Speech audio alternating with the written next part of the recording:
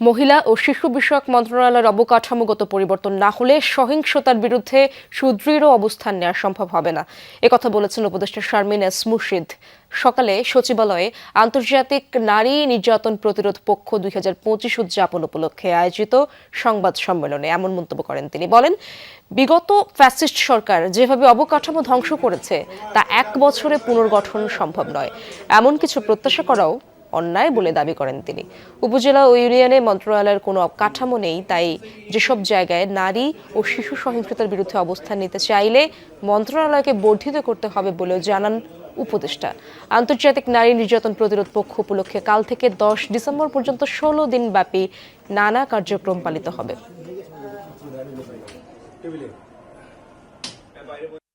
পরিবর্তন ঘটানোর জন্য পলিসি মেকিংয়ে উদ্যোগগুলো যা নেওয়ার সেইটুকু আমি আশা করছি কমপ্লিট করে আমি এখান থেকে বিদায় হব।